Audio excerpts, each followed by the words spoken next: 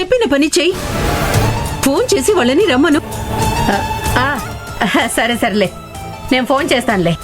ఇదిగో ఈ dining table అంతా క్లీన్ చేసి ఆ తిన్న ప్లేట్లన్నీ కడిగేసి ఆ తర్వాత సుమిత్ర వాళ్ళకి ఫోన్ చేస్తానులే. వాళ్ళని ఫోన్ చేసి రమ్మనేంత వరకు నువ్వు ఏ పని చేయొద్దు. కావాలంటే తర్వాత చేసుకో, లేదంటే ఇవన్నీ చేయటానికి త్రిపుర ఉంది కదా, తను చేస్తుంది. ఇప్పుడు నువ్వు చేయాల్సింది మాత్రం నేను చెప్పిన పని. సుమిత్ర గారికి ఫోన్ చేయి. అదే నేను చేస్తాననే చెప్తున్నాను కదా, మరి ఇంకెందుకు? ఈ విషయంలో నిన్ను నేను నమ్మను. లాస్ట్ టైం కూడా ఇలాగే ఫోన్ చేస్తానని చెప్పి చివరికి మరిది గారితో ఫోన్ చేయించావు. ఈసారి మాత్రం అలా జరగనివ్వను. నువ్వే మనస్ఫూర్తిగా వాళ్ళని పండక్కి పిలవాలి. ఫోన్ చెయ్యి. ఇదిగో ఫోన్ చెయ్యి, వాళ్ళకి చెయ్యి.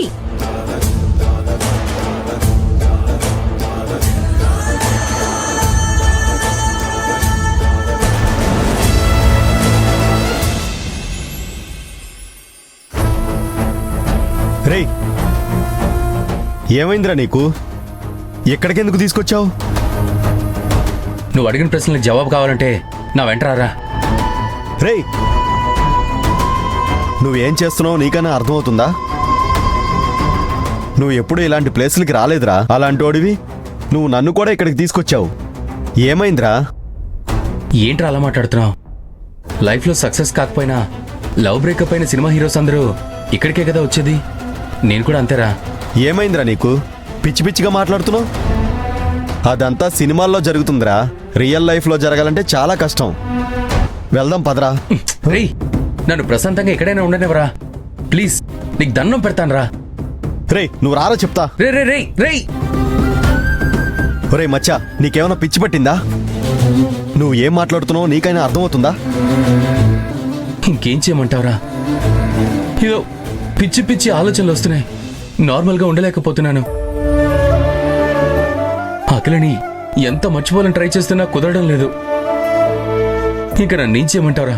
నన్నేం చేయమంటావు? రే రే, ఏడవకురా. రే, ఏడవకురా. రే, ఊరుకోరా. ఏడవకురా.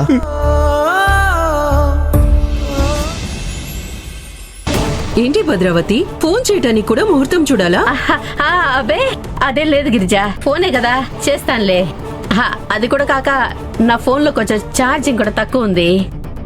కాసేపు ఛార్జింగ్ పెట్టేసి ఆ తర్వాత ఫోన్ చేస్తాను. అయ్యో, అలా అయితే నా ఫోన్ తీసుకోమ్మా. నా ఫోన్లో ఎప్పుడు 100% ఛార్జింగ్ ఉంటుంది. నువ్వు రోజంతా మాట్లాడినా ఛార్జింగ్ అయిపోదు. ఇదిగో తీసుకో. పర్వాలేదులే కిరణ్, కాసేపు ఆగి నా ఫోన్తోనే చేస్తాను. కాకపోతే కాసేపు ఆగి చేస్తాను అంతే. ఏంటి తప్పించుకోవాలని చూస్తున్నావా? నీకు ఈ రోజు మాత్రం ఆ ఛాన్స్ లేదు. నువ్వు ఖచ్చితంగా ఫోన్ చేయాల్సిందే. పండక్కి రమ్మని వియంకులకి ఫోన్ చేయకపోతే వాళ్ళు ఏమనుకుంటారు చెప్పు? నువ్వు ముందు ఫోన్ చెయ్యి ఫోను.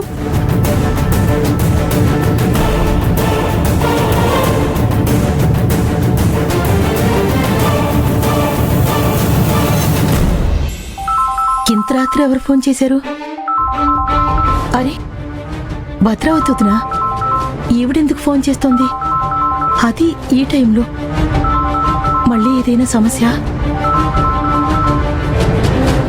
హలో వదిన గారు, ఎలా ఉన్నారు? మీరు? బాగున్నా వదిన.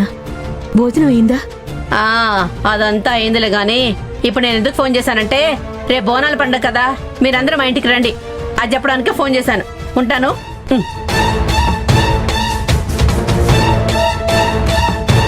ఇప్పుడు ఓకేనా? నువ్వు చెప్పినట్టుగానే ఫోన్ చేసి పిలిచాను. ఇక నా పని నేను చూసుకోవచ్చా? అసలు కొంచెమైనా బుద్ధుందా నీకు భద్రావతి? ఇలా పిలిస్తే ఎవరైనా వస్తారా నీ ఇంటికి? తను నీ వియ్యంకురాలు. పండగైనా పబ్బమైనా కలిసి జరుపుకోవాలి. అలాంటిది వాళ్ళని ఇలా ఇష్టం లేకుండా పిలిస్తే ఏమనుకోవాలి? అసలు ఏమైంది భద్రావతి నీకు? ఎందుకు ఇలా చేస్తున్నావు? అయ్యో పెద్దమ్మ, అది నువ్వు నోర్మి. పెద్దవాళ్ళు మాట్లాడుతుంటే మధ్యలో నీ ఎంట్రీ ఏంటి? నువ్వు చేసిన తప్పుని నువ్వే సరిచేయాలి భద్రావతి. ఇంకోసారి ఫోన్ చేసి సరిగ్గా పిలు. అలాగే నువ్వు చేసిన తప్పుకి క్షమాపణలు కూడా చెప్పాలి. లేదంటే మర్యాదగా ఉండదు. ఏంటి అలా నిలబడ్డావు? చెప్పింది ఇంకా వినిపించలేదా? సుమిత్రకి ఫోన్ చేసి మరీ సారీ చెప్పి మర్యాద పూర్వకంగా పండక్కి పిలువు. అసలు ఏంటిది? మళ్ళీ ఫోన్ చేసి క్షమాపణలు చెప్పాలంటే నా వల్ల కాదు. అయినా ఒకసారి నువ్వు చేయమంటే చేశాను కదా, వాళ్ళే వస్తారులే, వదిలే. భద్రావతి, నీకేమైనా బుర్ర పాడైందా? రేపు ఎవరైనా నిన్ను ఫంక్షన్ కి ఇష్టం లేకుండా పిలిస్తే నువ్వు వెళ్తావా? వెళ్ళలేవు కదా. నీ ముందు అందరూ కరెక్ట్గా ఉండాలనుకుంటావు, ఎదుటి వాళ్ళ విషయంలో మాత్రం తప్పులు వెతుకుతూ ఉంటావు. మర్యాదగా చెప్పింది చెయ్యి. ఏంటి పెద్దమ్మ ఈ దబాయింపు? వాళ్ళెలాంటి వాళ్ళో తెలియక మీరెలా మాట్లాడుతున్నారు? అమ్మ చెప్తుంది కదా తనకిదంతా ఇష్టం లేదని. మళ్ళీ మళ్ళీ ఎందుకు ఫోర్స్ చేస్తున్నారు? మీ అమ్మకి నచ్చిన పని చెప్పాలా? అలా అయితే నువ్వు నీ మొగుడిని వదిలేసి ఇంట్లో ఉండటం తనకి ఇష్టం లేదు అలా అని నీ మీద కోపంగా ఉందా? అడ్జస్ట్ అవుతుంది కదా.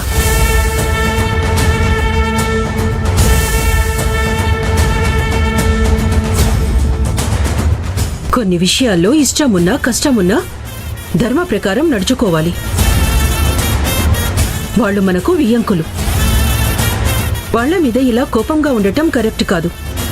నువ్వు నీ కూతురు ఎన్నిసార్లు బాధ పెట్టినా అదంతా మనసులో పెట్టుకోకుండా మనం పిలిచినప్పుడల్లా వచ్చి వెళ్తున్నారు. నువ్వే అనుమానించి నువ్వే ఫీల్ అయితే నష్టం ఎవరికి భద్రావతి? నీ కూతురుతో నా కొడుకు పెళ్లి క్యాన్సిల్ అయినప్పుడు అన్ని బంధాలు పక్కన పెట్టి 10 ఏళ్లు ఒకరికొకరు మాట్లాడుకోలేదు. ఇప్పుడు ఒకరినొకరు అర్థం చేసుకుని సంతోషంగా ఉన్నాం కదా, ఇప్పుడు అలాగే. నిజం భద్రావతి, ఈ ఇంటి కోడలిచ్చిన వాళ్ళు దేవుడితో సమానం అంటారు. నువ్వు అహంకారం పక్కన పెట్టి నువ్వు వాళ్ళతో మంచిగా మాట్లాడొచ్చు కదా. ఇంతమంది అడుగుతున్నా నీ మనసు మాత్రం కరగదేంటి భద్రావతి? ఫోన్ చేయి వాళ్ళకి, ఫోన్ చేసి వాళ్ళతో మాట్లాడు. చేసిన పనికి సారీ చెప్పు. ఇంత జరిగినా నీకు మనసు రావట్లేదంటే తర్వాత ఏం చేయాలో నాకు బాగా తెలుసు.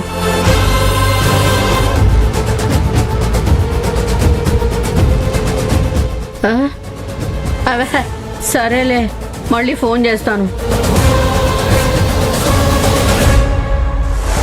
ఇలా కాల్ కట్ చేశారేంటి? ఇంకా ఈవిడ మనసులో మా మీద మంచి భావం లేదనిపిస్తుంది.